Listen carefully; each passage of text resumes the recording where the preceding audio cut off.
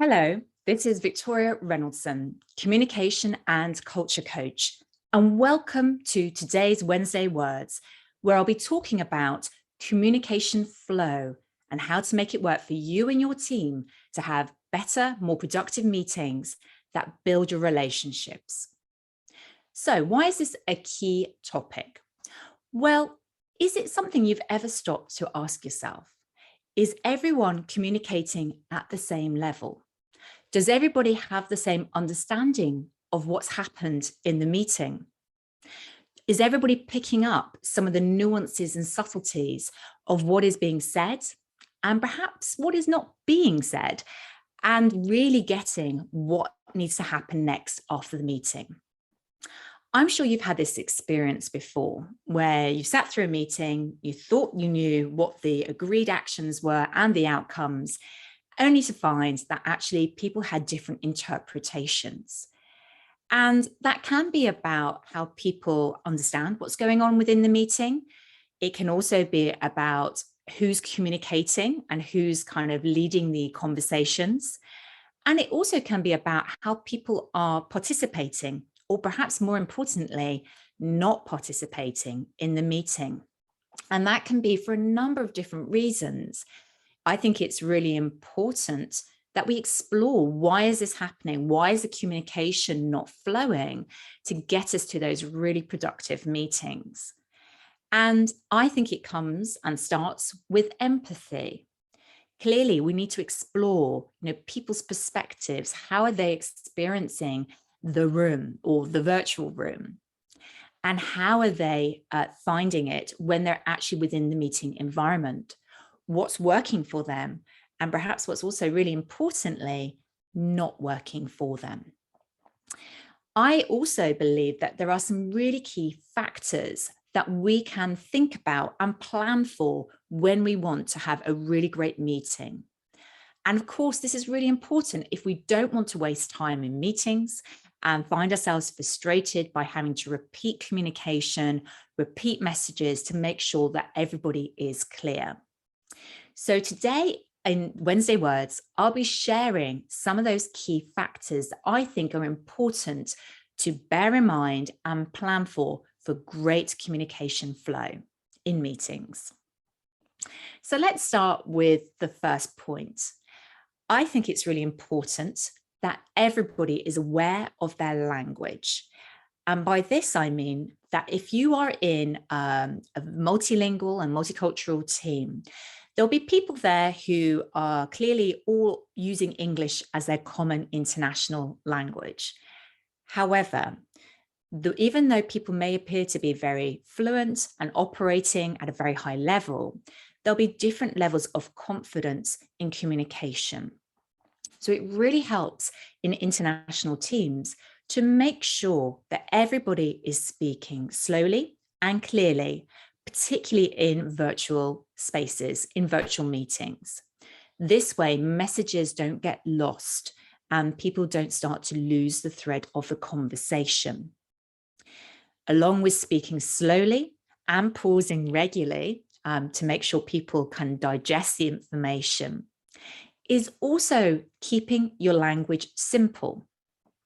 Now, for people who are very communication confident, they may start to use more metaphorical language or even idioms, bringing humor into the meeting, which of course can be very engaging if everybody is, for example, a native speaker of English. However, in international teams, this can become a bit divisive, because for some people, they simply won't get the idiom, the expression, why are people laughing at this point in the meeting? So just be very aware of that and encourage people to speak simply and clearly, as well as slowly. The next factor is thinking about body language. Now, there are many statistics around how important body language is. And clearly on a screen, particularly on a small screen, a lot of that body language gets lost. In fact, I think I read a statistic recently that said only 5% of body language is interpreted in an online meeting space. However, That does mean we need to work quite hard with our body language to help emphasize our key points. So, as you can see with me now, I'm smiling quite a lot. I'm looking directly at the camera to maintain eye contact. I'm also using my hands quite a lot. And maybe in real life, this would be a bit exaggerated, but for the online space, this can be quite important to help emphasize keywords and really convey meaning. So think about body language and how this can help. I now want to talk about how do we make it easier for everybody to contribute in the way that feels comfortable and authentic to them. It is a factor that when it comes to online spaces, it generally tends to be the more confident people and the more extrovert personalities who are very happy when invited to unmute their mic and say something, that go for it. And that's great if you're one of those people. However, what if you're one of the people who isn't feeling very communication confident? The idea of just simply unmuting your mic and saying what you think, particularly in large meeting spaces or with particular types of people, might actually be something you're not very comfortable with.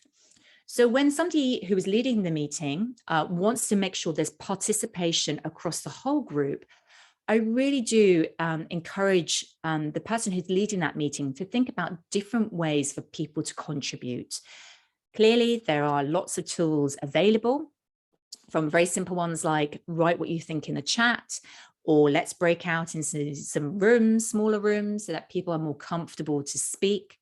But also get creative, use things like whiteboards or something like polls.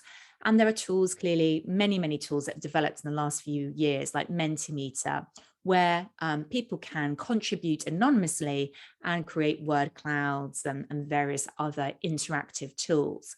So do plan this in, because not everybody is happy simply to unmute their mic and say what they think. The other thing that can be incredibly helpful here for those who perhaps are unsure that they're going to get everything that's going on in the conversation is if you're recording the meeting, that's a great way for people to go back and check in that they did understand the key messages. There are some options for closed captioning. This means putting subtitles on the call. So they're spontaneously created subtitles. They're generally quite good. At the moment, I think most of the platforms generate them in English, although there are some apps that you can add on where you can get them simultaneously translated into other languages.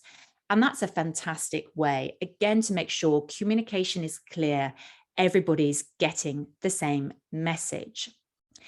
If that's not possible, the sort of final resort, of course, is doing something really simple, like having a note taker.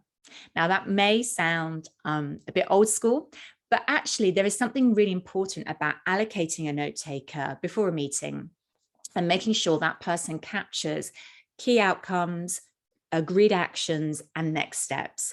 And if that is captured in a written format and then circulated within 24 to 48 hours after the meeting, then that is a brilliant way to make sure the team has a common understanding, the communication is consistent across the team, and there are no misunderstandings. And finally, my point today that I wanted to share with you was about how do we end the meeting and really allow that participation and communication flow right to the end of the meeting. So I think there is just a moment we can do right at the end of the meeting where we ask, what else? Or does anybody have anything else to add? I know that sounds very simple, but it's really about making sure that you pause and allow just for the final moments to anybody else to add something. And this might be the moment when the person who hasn't been participating so much or really saying very much actually feels more confident to add their point. If the meeting allows, or if the type of communication allows, you could also potentially give a deadline like 24 hours after the meeting for people to email in any extra or final thoughts they've had. For those people who are less communication confident, that might be a really important way for them to add their final views. So there you go. Those are my thoughts on the key factors to allow the communication flow across the team, particularly in multicultural, multilingual teams, when you're working to really get some productive meetings going. I think this has been a really hot topic. I think it's a really hot topic for now.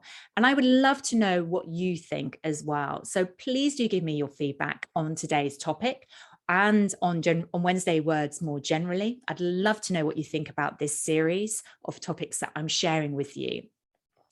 And of course, if you are in a team that are really struggling with this kind of communication flow, and you feel that you could benefit with some input, some training around this particular area to make sure that you're having better meetings, more productive interactions, and having better team relationships, then please do get in touch. I'd be delighted to help you.